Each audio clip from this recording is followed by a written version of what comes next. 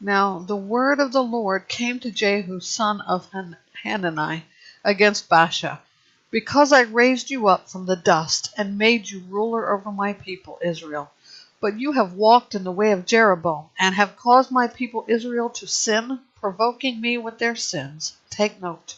I will sweep away Baasha and his house, and I will make your house like the house of Jeroboam son of Nebat. Anyone who belongs to Baasha and dies in this city, the dogs will eat, and anyone who is his and dies in the field, the birds of the sky will eat. The rest of the events of Baasha's reign, along with all his accomplishments and might, are written in the historical record of Israel's kings. Baasha rested with his fathers and was buried in Tirzah. His son Elah became king in his place. Through the prophet Jehu son of Hanani, the word of the Lord also came against Baasha and against his house, because all the evil he had done in the Lord's sight, provoking him with all the work of his hands, and being like the house of Jeroboam, and because Baasha had struck down the house of Jeroboam.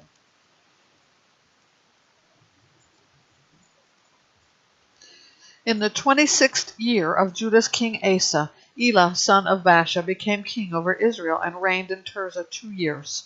His servant Zimri, commander of half his chariots, conspired against him while Elah was in Tirzah, getting drunk in the house of Arza, who was in charge of the household of Tirzah. In the 27th year of Judah's king Asa, Zimri went in, struck Elah down, killing him. Then Zimri became king in his place. When he became king, as soon as he was seated on his throne, Zimri struck down the entire house of Baasha.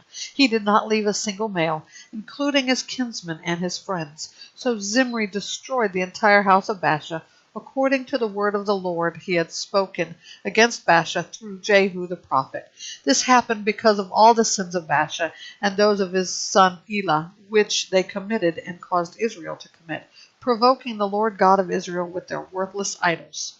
The rest of the events of Elah's reign, along with all his accomplishments, are written in the historical record of Israel's kings. In the 27th year of Judah's king Asa, Zimri became king for 7 days in Tirzah.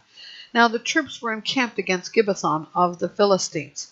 When these troops heard that Zimri had not only conspired but also struck down the king, then all Israel made Omri, the army commander, king over Israel that very day in the camp. Omri, along with all Israel, marched up from Gibbethon and besieged Tirzah.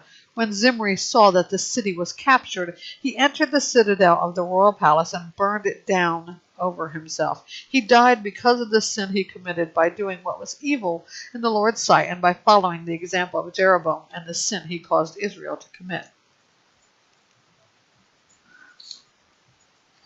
The rest of the events of Zimri's reign, along with the conspiracy that he instigated, are written in the historical record of Israel's kings. At that time, the people of Israel were divided. Half the people followed Tibni, son of Ginath, to make him king, and half followed Omri. However, the people who followed Omri proved stronger than those who followed Tibni, son of Ginath. So Tibni died, and Omri became king.